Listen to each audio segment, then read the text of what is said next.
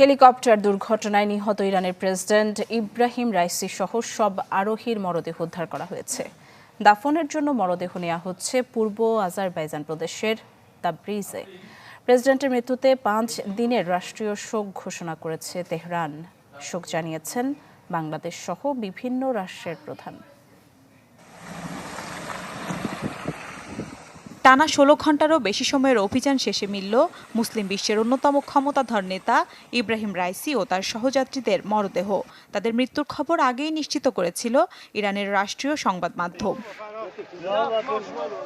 সোমবার এক বিবৃতিতে ইরানের প্রেসিডেন্ট ইব্রাহিম রাইসি, পররাষ্ট্রমন্ত্রী হোসেন আবদুল্লাহিয়ান সহ হেলিকপ্টারের দেশটির রেড ক্রিসেন্ট সোসাইটি।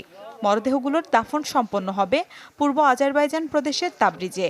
প্রেসিডেন্টের মৃত্যুতে 5 দিনের রাষ্ট্রীয় শোক ঘোষণা করেছে তেহরান। এদিকে ইব্রাহিম রাইসির মৃত্যুতে শোক স্তব্ধ গোটা বিশ্ব। শোকের ছায়া নেমে এসেছে মধ্যপ্রাচ্যের দেশগুলোতে। শোক জানিয়েছে ইরাক, কাতার ও সৌদি আরব। হেলিকপ্টার দুর্ঘটনায় উদ্বেগ জানিয়েছে সৌদির পররাষ্ট্র মন্ত্রণালয়।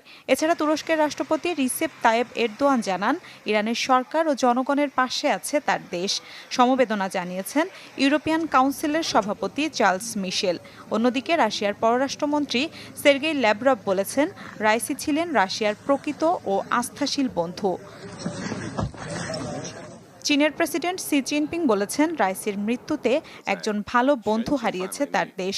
শোক জানিয়েছেন ভেনেজুয়েলা, মিশর, শ্রীলঙ্কা, সিরিয়ার প্রেসিডেন্ট, জর্ডানের রাজা, ইরাক ও আরব আমিরাতের প্রধানমন্ত্রী ও কাতারের আমির।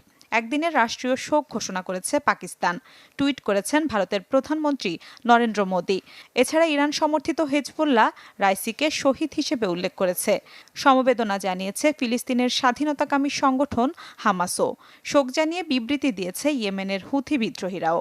তবে ইরানের প্রেসিডেন্টের মৃত্যুতে এখনও নিশ্চুপ যুক্তরাষ্ট্র। রোববার আজারবাইজানে একটি বাঁধ উদ্বোধন করেন 63 বছর বয়সী ইরানের এই প্রেসিডেন্ট। সেখান থেকে ফেরার পথে উত্তর পশ্চিমাঞ্চলের সীমান্তবর্তী শহর জোলফায় বিধ্বস্ত হয় প্রেসিডেন্টকে বহনকারী বেল 212 হেলিকপ্টার। মিলা খন্দকার, চ্যানেল 24।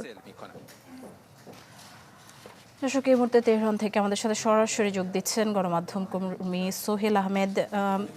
সোহেল, শুরুতেই যে বিষয়টি জানতে চাইবো যে ইব্রাহিম রাইসির মৃত্যুতে তেহরানের মানুষের মাঝে আসলে কি ধরনের প্রতিক্রিয়া দেখা যাচ্ছে? ধন্যবাদ আপনাকে। তেহরানে এই মৃত্যুর খবর প্রচার করার পর থেকেই মসজিদ সহ ধর্মীয় স্থানগুলোতে মানুষের সমাবেশ লক্ষ্য করা যাচ্ছে। সেখানে দোয়া মাহফিল হচ্ছে এবং অনেকেই কান্নায় ভেঙে পড়ছেন। পাশাপাশি সারা দেশের অফিস আদালতে এক ধরনের শোকাবহ পরিবেশ লক্ষ্য করা যাচ্ছে। একজন অপরজনকে শোক বার্তা দিচ্ছেন এবং শোক সম্বর্ধনা জানাচ্ছেন। এর বাইরে স্বাভাবিকভাবে এই প্রেসিডেন্ট ছিলেন অত্যন্ত জনপ্রিয় এবং কর্মঠ একজন মানুষ। সবার হৃদয় কেড়ে নিয়েছিলেন তিনি নানা কাজের মধ্য দিয়ে। যখন তিনি প্রধান বিচারপতি ছিলেন, দুর্নীতির বিরুদ্ধে তার যে অভিযান, দুর্নীতির বিরুদ্ধে যে পদক্ষেপ, সেগুলো প্রশংসিত হয়েছিল। প্রেসিডেন্ট হওয়ার পর তিনি নিত্যপণ্যের দাম কমানোর জন্য অত্যন্ত সচেষ্ট ছিলেন। পাশাপাশি এমন কিছু পদক্ষেপ নিচ্ছিলেন যেগুলো দীর্ঘমেয়াদে দেশের জন্য উন্নয়নে সহায়ক ভূমিকা পালন করবে। আপনি জানেন যে তিনি যে আজারবাইজান প্রদেশে গিয়েছিলেন, সেখানেও গিয়েছিলেন একটি যৌথ বিদেশি প্রজেক্টের উদ্বোধনের কাজে। পাশাপাশি সেখানে উন্নয়নমূলক বিভিন্ন প্রজেক্টের উদ্বোধনের কাজেও তিনি ব্যস্ত ছিলেন। সর্বশেষ যেখানে যাওয়ার পথে তিনি মারা গেলেন, সেটি ছিল একটি তেল শোধনাগার উদ্বোধনের অনুষ্ঠানে যাওয়ার পথে তিনি মারা যান আসলে। এর বাইরে বিভিন্ন দেশ থেকে যে শোক বার্তা আসছে, সেগুলো ইরানের রাষ্ট্রীয় টেলিভিশন এবং গণমাধ্যমে এখন প্রচার করা হচ্ছে।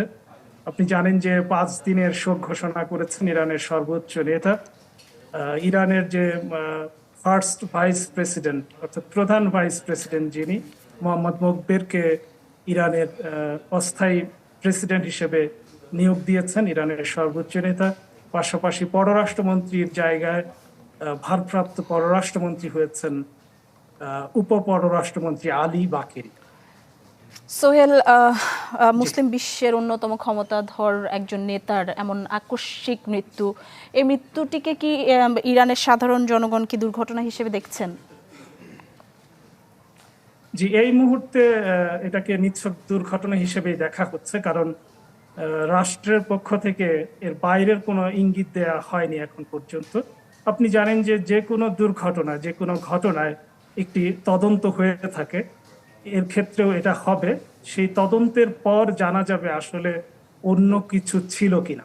তবে এখন পর্যন্ত এ ধরনের কোনো ইঙ্গিত ইরানের কোনো মহল থেকে দেয়া হয়নি যে এটা ষড়যন্ত্র বা বাইরের শক্তির হাত থাকতে পারে।